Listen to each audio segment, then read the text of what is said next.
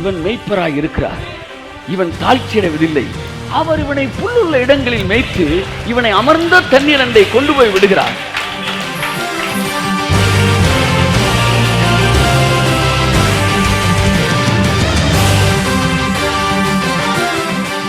ஆவியானவர் எல்லாம் பிரசங்கம் பண்ணா பூமி முழுவதும் நீ ஒரு பிரசங்கியா தான் இருப்ப. ஆனா ஆவியானவருடைய எனர்ஜிட்டினா நீயே சாட்சியா இருப்ப. கையை தட்டு.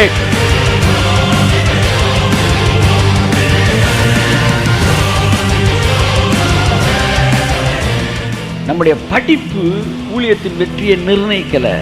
ஆனா ஆவியானவருக்கும் உங்களுக்கும் இருக்கிற தொடர்பு இருக்கு பாருங்க, அதுதான் ஊழியத்தின் வெற்றியை நிர்ணயிக்கும்.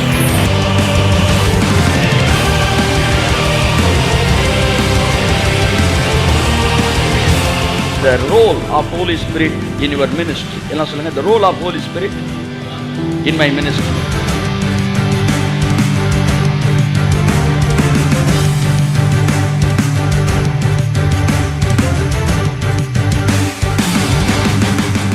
ஆவியானவர் கொடுக்குற பிளானே வேற. அவர் 4ன்னு சொன்னாலும் 4 தட்டினீங்கன்னா 4 மில்லியன் அங்கே தூக்கும். கைத்தறி ஒரு ஆமே.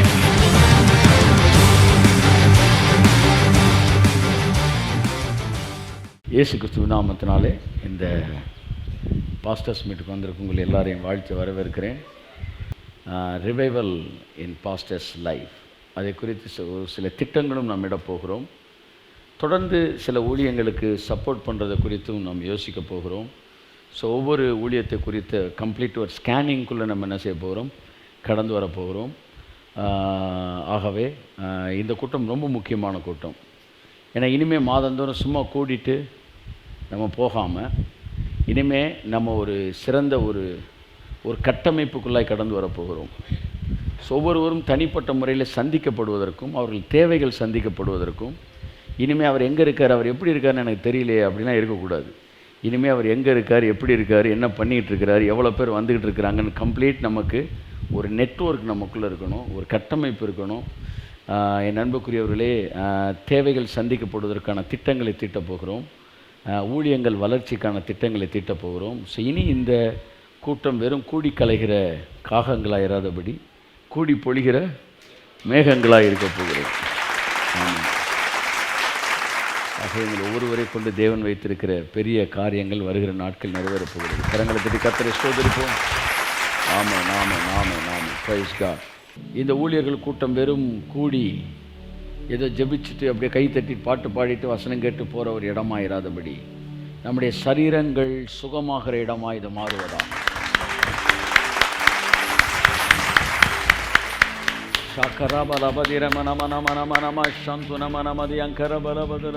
குளத்தில் இறங்கினவன் எப்பேற்பட்ட வியாதியஸ்தனாக இருந்தாலும் அவன் சுஸ்தமடைவான். அப்படியே இந்த பாஸ்டர்ஸ் மீட்டுக்கு வருகிறவர்களுடைய சரீரத்தில் எப்பேற்பட்ட பலவீனம் இருந்தாலும் அங்கே நுழையும் போதே அது சுகமாயிரும் என்கிற ஒரு விசேஷித்த உடன்படிக்கைக்குள்ள இந்த பாஸ்டர்ஸ் மீட் தேவனாலே இணைக்கப்படுவதாக. ஆமேன் ஆமேன் ஆமேன். இந்த குலத்துக்குள்ள ஆமேன் ஊழியர்களாகிய நாங்கள் கடந்து வரும்போது எங்கள் சரீர பலவீனங்கள் மறைகிறது. இங்கிருந்து திரும்பி செல்லும்போது தேவனுடைய கழுகுக்கு சமானமாய் வேதம் சொல்லுகிறபடி நம்முடைய வயது திரும்பும் என்று சொல்லுகிறது.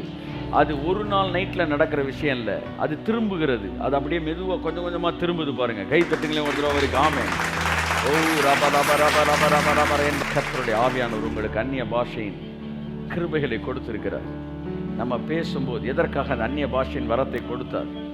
எஸ், அந்நிய பாஷையில் பேசுகிறவன் தேவனோடு ரகசியங்களை பேசுகிறான். அந்நிய பாஷையிலே பேசுகிறவன் தனக்கு பக்தி விருத்தி உண்டாகும்படி பேசுகிறான். இந்த நேரம் நம் பக்தி விருத்தி உண்டாகிற நேரம். அப்படியே வாய்களை திறந்து கொஞ்ச நேரம் அந்நிய பாஷையில் கொடுக்காத வரங்களை எல்லாம் எனக்கு கிடைக்கலேன்னு நீங்கள் ஜோம் பண்ணிக்கிட்டு இருக்கீங்க. உங்களுக்கு கொடுத்த வரத்தில் நீங்கள் எவ்வளோ உண்மையாக இருக்கிறீங்க? அந்நிய பாஷை என்கிற வரத்தை கர்த்தர் உங்களுக்கு கொடுத்துருக்கிறார். How many of you are faithful in that gift? அந்த ஒரு வரம் பாருங்க, உங்களை டெஸ்ட் பண்ணுற வரம். நீங்கள் எவ்வளவு உண்மையாக இருக்கிறீங்கன்றது உங்களை டெஸ்ட் பண்ணுற வரம் அந்த வரம். ஆமேன். அதுதான் பேசிக் கிஃப்ட்டு. டங்ஸில் பேசுகிறத ஒரு வரத்தை கர்த்தர் உங்களுக்கு தந்தார். அந்த வரத்தில் நீங்கள் எவ்வளோ உண்மையாக இருக்கிறீங்க என்பதை கர்த்தர் பார்க்க விரும்புகிறார். கொஞ்சத்தில் உண்மையாய் இருக்கிறவனை அநேகத்தின் மேல் நான் அதிபதியாய் வைப்பேன். கரங்களை தட்டி அந்நிய பாஷையில்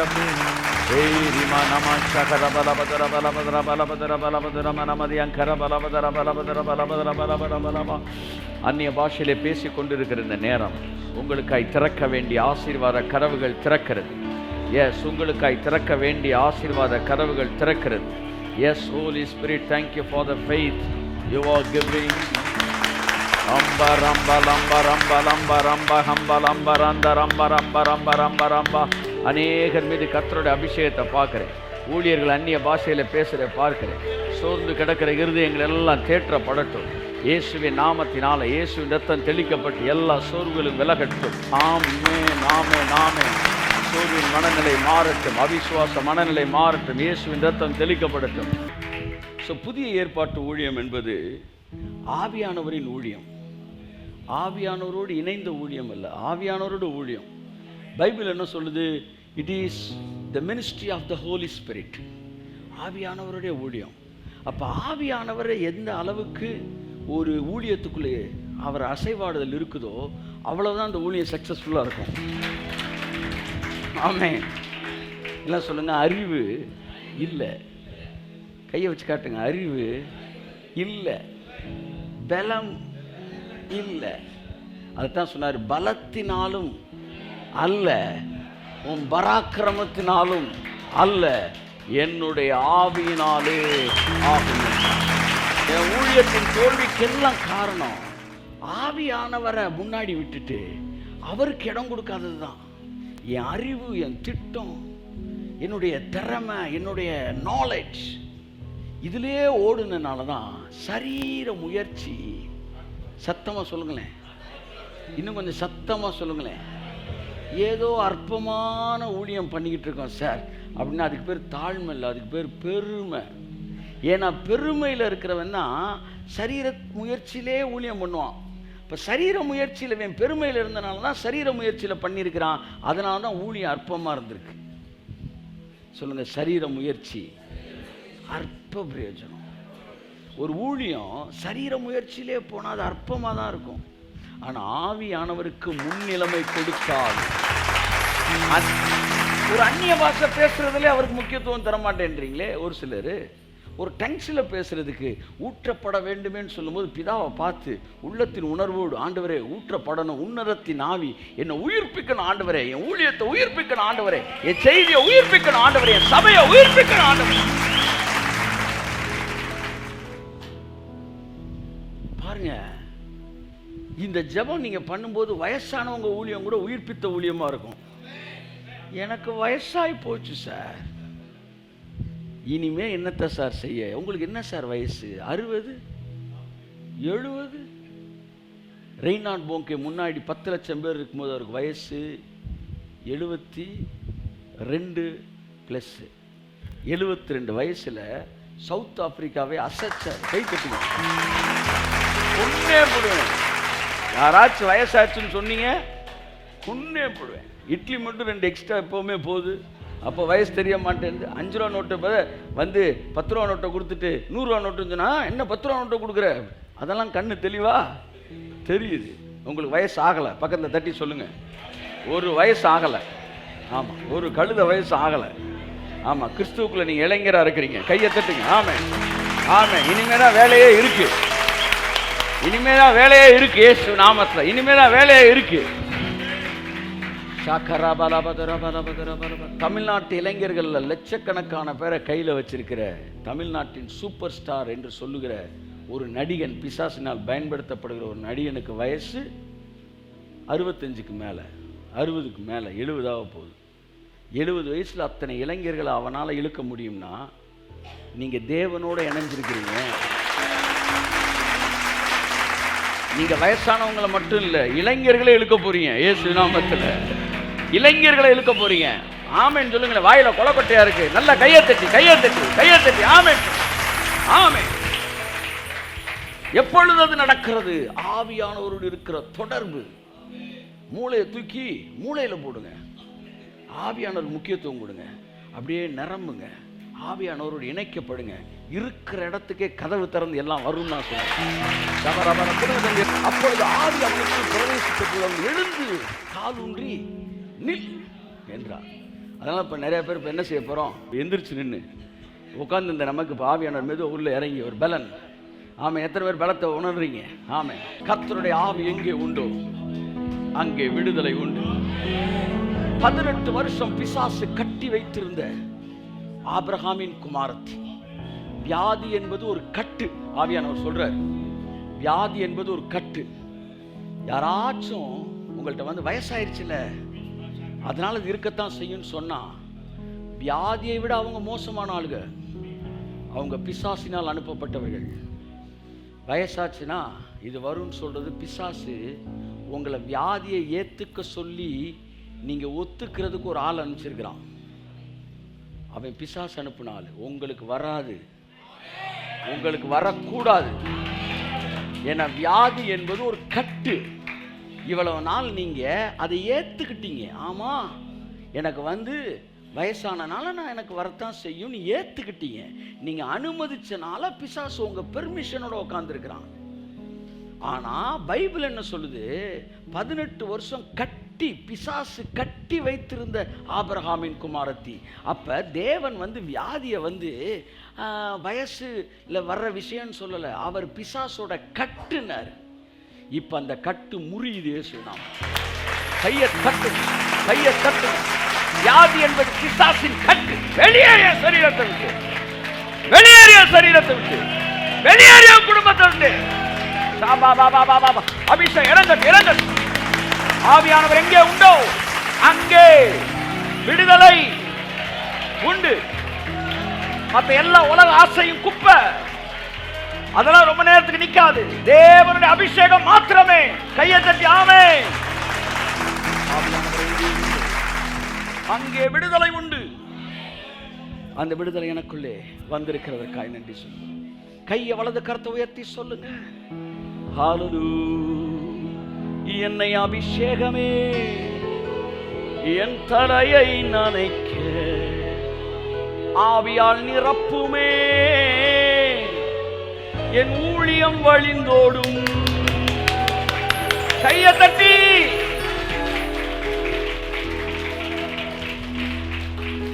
நீச்சலால மூழ்கியே நேசர் அன்பில் மகிழ,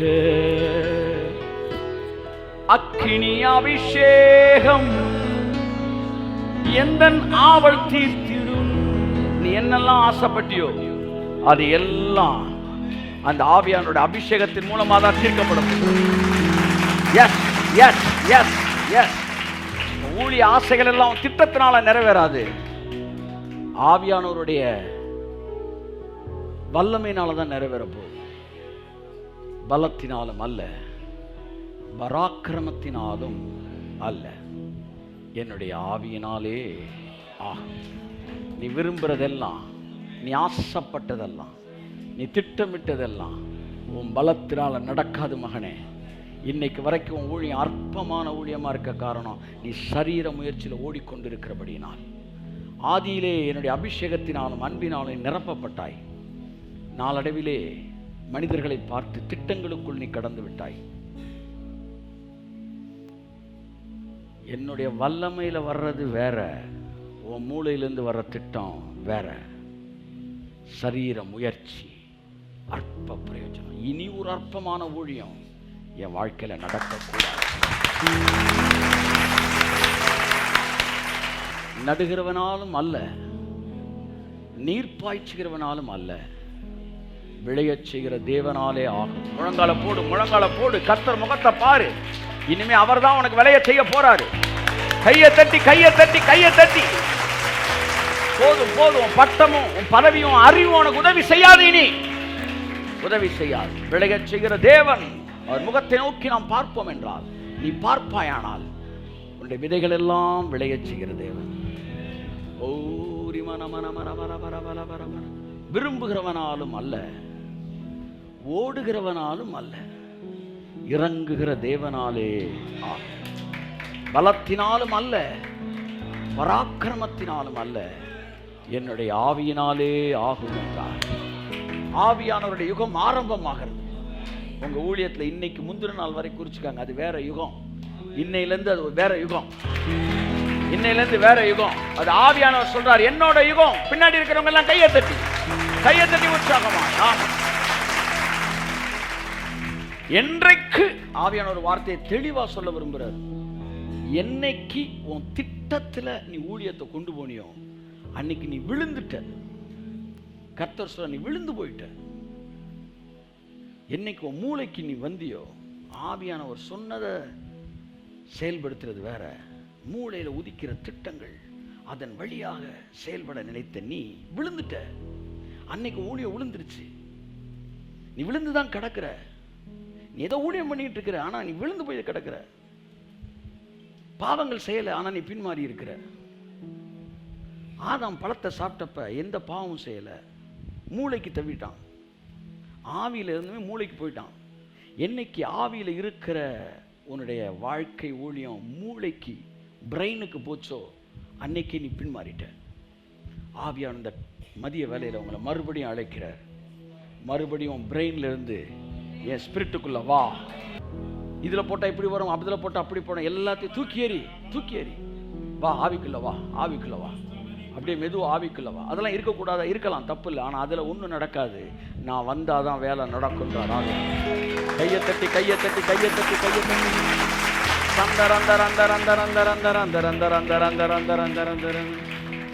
ஓ ஹல்லேலூயா, ஹல்லேலூயா. பிசாசு நம்மளை பயமுறுத்தி இத்தனை சப்போர்ட்டர்ஸ் மாதம் இவ்வளோ கொடுத்தா இவ்வளோ லைஃபுக்கு போயிடும், படிப்பிச்சு இவ்வளோ பிள்ளைகளுக்கு இவ்வளோ போயிடும், கரண்ட்டுக்கு இவ்வளோ போய், வீட்டுக்கு இவ்வளோ போயிடும். இத்தனை பேர் மனிதர்கள் மீது நம்மளோட பார்வையை திருப்பிட்டான், மனிதனை நம்ப வச்சுட்டான். இஸ்ரவேல் ஜனங்கள் காடைகளை பிடிக்க மாம்சத்தில் முயற்சி எடுத்தால் மொத்தத்துக்கு சேர்த்து 100 காடை 200 காடை கூட பிடிச்சிருக்க மாட்டாங்க. ஆனால் ஆவியானவர் இறங்கினால கடற்கரை மணலத்தினையான காடைகளை நீ ஓடி போய் காடையை பிடிக்க போறியான்னு இருக்கிற இடத்துல வந்து கொட்டணுமா? ஆவியானவர் கேட்கிறார். ஒரு கீழ்காற்றை கர்த்தரும் வாழ்க்கையில ஊழியத்தில் கொண்டு வர போகிறார். கீழ்காற்று மறுபடியும் இந்த நாளில் கர்த்தர் பின்மாற்றத்திலிருந்து மறுபடியும் எழுப்புகிறார். பின்மாற்ற ஜீவியத்திலிருந்து கர்த்தரனை மறுபடியும் எழுப்புகிறார். பின்மாற்ற ஊழியத்திலிருந்து கர்த்தரனை மறுபடியும் எழுப்புகிறார். எழுந்து கால் ஊன்றினேன், கர்த்தருடைய ஆவி என்னில் பிரவேசித்தது. அப்பொழுது நான் எழுந்து கால் ஊன்றி நின்றேன். ஆவியானவருக்கு முதலிடம். ஆவியானவர் இணைக்கப்பட்ட ஊழியம். ஆவியிலே நிரப்பப்படுவதற்கு நேரம் எடுங்கள். அந்நிய பாஷையில் பேசுவதற்கு நேரம் எடுங்கள். ஆவியானவர் உங்கள் ஊழியத்திலே அசைவாட இடம் கொடுங்கள். எல்லாத்தையும் 2வது இடத்துல வைங்க. ஆதி அப்போஸ்தலர் கையில பைபிளே கிடையாது. ஆனா பண்ண பிரசங்கத்துல 3000 பேர் ரட்சிக்கப்பட்டான். இன்னைக்கு நம்ம கையில நூற்றுக்கணக்கான புக்கு இருக்கு, புத்தகங்கள் இருக்கு, பைபிள் இருக்கு, ரெஃபரன்ஸ் இருக்கு. ஒன்னையும் காணோம். ஏன்னா அறிவு இருக்கிற அளவுக்கு அசைவாடுதல் இல்லை. ஃபர்ஸ்ட் செஞ்சுரியா 1ஆம் நூற்றாண்டு கிறிஸ்தவர்கள் ஆவியானவரால் நடத்தப்பட்டார்கள். பைபிளே இல்லை அவங்கிட்ட. ஆனால் பெரிய எழுப்புதல் நடந்துச்சு. மறுபடியும் அந்த எழுப்புதல் உங்கள் வாழ்க்கையில், நம்ம வாழ்க்கையில் வரப்போகுது. கிறிஸ்தவம் அறிவுக்கு முதலிடம் கொடுத்து அபிஷேகத்தை 2வது இடத்துக்கு தள்ளிடுச்சு. அறிவுத்திக்கு 2வது இடத்துல வைங்க. எல்லாம் சொல்லுங்க, அறிவுத்திக்கு 2வது இடத்துல வைக்கிறேன், அறிவை 2வது இடத்துக்கு தள்ளுறேன், அறிவை ஒதுக்குறேன் இயேசு நாமத்தில், அபிஷேகத்துக்கு முன்னாடி வைக்கிறேன் இயேசு நாமத்தில். இங்க பாருங்க, கர்த்தருடைய மகிமை வெளியரங்கமாய் விளங்கும், மாம்சமான யாவும் அதை ஏகமாய் காணும். அதுதான் 1000 வருஷ அரசாட்சி. அப்ப அந்த கர்த்தருடைய மகிமை வெளியரங்கம் ஆகணும்னா பைபிள் சொல்லுது, கர்த்தருக்கு பாதைகளை செவ்வைப்படுத்துங்கள். அப்ப கர்த்தருக்கு இந்த பூமிக்குள்ள வந்து மாம்சமானவனுக்கு மகிமையை காட்டுறதுக்கு ஒரு பாதை தேவைப்படுது. அப்ப தேவனே பாதை, அவரே வழி, அவருக்கு வழி ஆயத்தப்படுத்துங்கன்னா வந்து அவரே வழி. அவருக்கு என்ன வழி? நல்லா கவனிங்க, அவர் பரலோகத்துக்கு வழி. ஆனா பூமிக்கு வர்றதுக்கு அவர் ஒரு வழியை பற்றி சொல்றாரு, பாதைகளை ஆயத்தப்படுத்துங்க. இதை நான் வந்து செமினார் 3 நாள்ல எடுத்தேன். அந்த பாதை யாரு? இந்த பூமிக்குள்ள தேவன் வந்து மாம்சமானவனை எல்லாம் ஆசீர்வதிக்கிறதுக்கான பாதை யாரு? நீங்களும் நானும் தான் இந்த பாதை. அதனால தான் யோவான் சாணன் பிரசங்கம் பண்ணும்போது யூதர்களுக்கு, யூத விசுவாசிகளுக்கு பிரசங்கம் பண்ணலை, யூத ரபிக்களுக்கு பிரசங்கம் பண்ணினான், பரிசேயர்களுக்கு பிரசங்கம் பண்ணினான், சதுசேயர்களுக்கு பிரசங்கம் பண்ணினான். ஏன்னா அவனுக்கு தெரியும், தேவன் வர்ற ரூட் இவங்க தான்டா, இவங்க மூலமாக தான் இந்த ஜனங்களை தேவன் சந்திக்க முடியும். அவன் நல்லா ப்ரீச் பண்ணதா பாருங்களேன். பிலீவர்ஸுக்கு பண்ணவே இல்லை, அவன் ஹையர் அஃபீஷியல்ஸுக்கு பண்ணான், டாக்ஸ் கலெக்டர்ஸுக்கு பண்ணான், அடுத்து ரிலீஜியஸ் லீடர்ஸுக்கு பண்ணான், அடுத்து டிபார்ட்மெண்ட்டில் இருக்கிற, அதாவது ரோம போர் சேவகர்களுக்கு பண்ணினான்.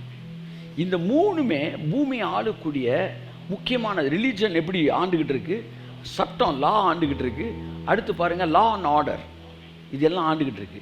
அப்போ அவன் என்ன சொல்கிறான், இந்த பாதையின் வழியாகத்தான் தேவன் இந்த பூமியை ஆசீர்வதிக்க முடியும்.